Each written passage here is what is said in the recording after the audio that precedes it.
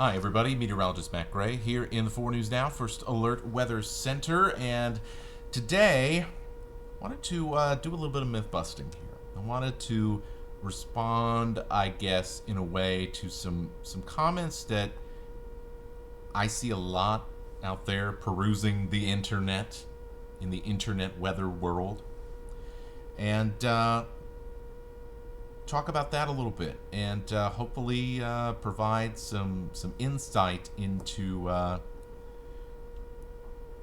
that'll hopefully kind of reframe some perspectives about some things. And it involves cold weather, unusually cold weather, and climate change. I know, the topics that are totally not controversial online at all. But hey, if you end up liking this, go ahead and subscribe to the 4 News Now YouTube channel, as we have more fun stuff like this, well, sometimes more fun than this, every single week here on the Brainstorm. So what I'm talking about is the fact that often when we have unusually cold weather, we'll usually get some sort of comment from folks that'll be like, oh, well, it's cold and, where's that global warming, I guess. And I guess the best way I can describe it is it doesn't really work that way. So I'm, rather than, I guess, try to explain it with just words, I'm going to show you instead. And I'm going to put this in the full screen here so we can see. So this is a what's called the Climate Reanalyzer from the University of Maine. And what this does is it shows us where, for example, today, where temperatures are much cooler than average or much warmer than average. So the blues are much cooler than average, the reds are much warmer than average. So no surprise, it is once again a very chilly day across the northwest and the northern part of this country.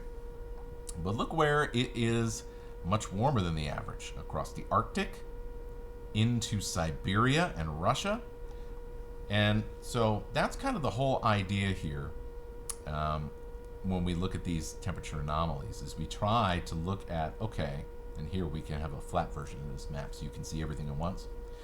We're trying to look at, does the cool weather balance out the warm weather? And in that case, well, then you have a pretty kind of average day as far as taking all the temperatures across the whole world and averaging them together. Now, if you have more warm areas than cool areas, well, then guess what? It's a warm day, and if you have more cool areas than warm areas, well, then it's a cool day.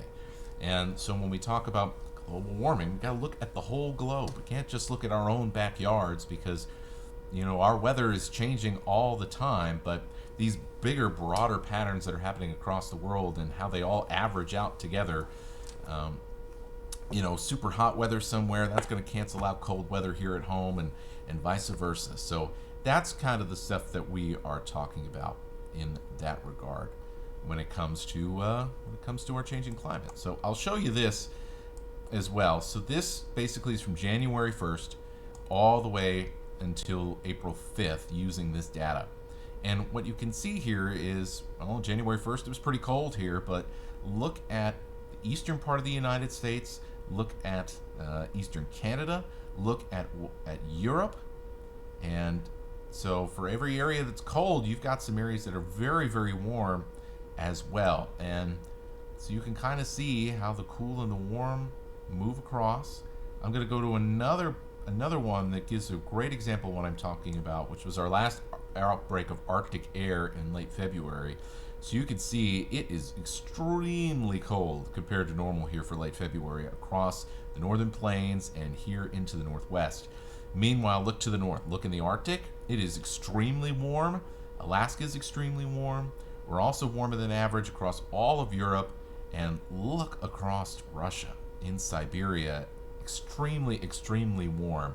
So you have all of this territory that's very, very warm, and then this little area here that's cold. So when you look at it from a whole planet perspective, all of a sudden, is it a warm day or is it a cold day? Well, my hand might be cold, everything else feels pretty warm. And that is the issue here. even though wintertime may not be canceled, even though we're still going to get snow in April, the longer this goes on and the more our planet warms overall, the less and less often you're going to see these anomalously cold conditions, because the warmth of our planet in the background, underneath all of these ups and downs from our day-to-day weather, all of a sudden, it's not going to be as often anymore. And here you go. You get headlines like this: March 2022 and the year to date rank as the 5th warmest on record. By the way, those records going back all the way to the 1970s and the advent of weather satellites and really the birth of what we consider in the business modern meteorology. And so I'll just take you through the last 3 months. The cold spots in blue, warm spots in red, and this is average for the whole planet over the entire month. And you'll notice here, there are not that many cool spots. For January, there's not that many cool spots. For February, and there's not that many cool spots for March. In fact, the only real consistent cool spot is here in the Pacific, and that's because of La Nina. So imagine if it was not that, what we could be seeing otherwise. And that's the whole of it. When we talk about global warming, climate change, we have to look at the whole planet, not just our own backyards. Our own backyards, the weather is going to change so often, but we have to look at what's happening in the background as a whole. It's I guess it's the same as anything else. You know, if you have a part on your car that might be wearing out and your car still runs fine, but eventually something's going to go wrong there. So in this way, when we look at everything from a broader perspective, we're able to see a little bit more exactly about what is going on and be able to communicate that to all of you. So that's the wrap up for this edition of the Brainstorm, and hopefully we've got you to think a little bit differently about what we say when we talk about climate change beyond the backyard and for all of us living on this planet as a whole. That is what we are tracking and the impacts that come along with it.